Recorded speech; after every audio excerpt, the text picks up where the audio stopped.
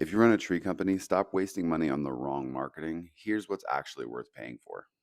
One, Google local service ads. It's kind of a no brainer, but if you go to Google and you type in tree service near me, Google local service ads is going to be at the very tip top of Google, and that's where you want to be. It's a pay per lead model, not a pay per click model. So you only pay when people call you or message you or fill out a form. Number two, a fast, mobile optimized website. It doesn't have to be super pretty. It just has to be built to convert people, convert the traffic into leads. So think about, you don't have to spend $10,000 on this website, but you absolutely do want to have a website, especially if you want to get into like some commercial or some HOA work. Number three is going to be SEO with laser focus. Now, SEO is hard because it's so ambiguous, meaning it's so unclear for most people. So, my recommendation is to find an agency that has proven results of getting customers leads coming in from SEO. Because I can show you a million different metrics on SEO that make it sound like I'm doing good, but unless it's turning into dollars and cents, it's not really doing a damn thing.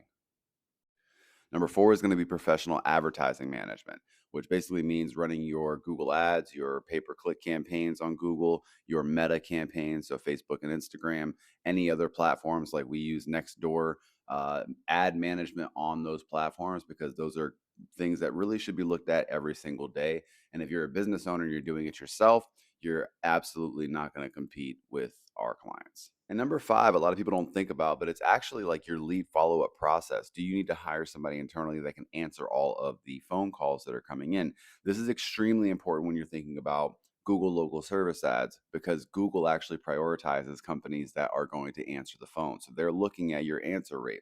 So if you're in a tree or you're in a bucket and you're getting phone calls in and you're just relying on your voicemail to sort of be your lead capture point, you're actually hurting yourself and driving up your ad costs. So bringing on somebody at a salary that can answer those phone calls for you is a well worth it as far as the return is concerned.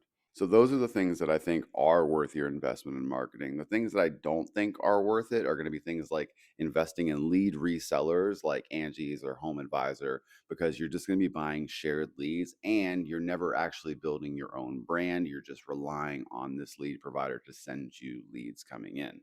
And that there's a bunch of other ones in the industry I won't name drop because no shade, but if you're purchasing leads from somewhere, that's not going to be the best business model to follow.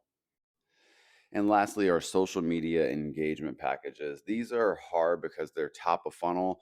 We just don't see a lot of dollars and cents being generated by how many times you're posting to social media per week. Certainly, there is some value, and it's something that we do for our clients, but it's more about brand awareness instead of actually converting traffic and generating jobs. And our job as marketers is to generate jobs booked and make sure that you are getting revenue that covers our expenses and puts money in your pocket. So, oh, I almost forgot. Don't forget to call the damn leads.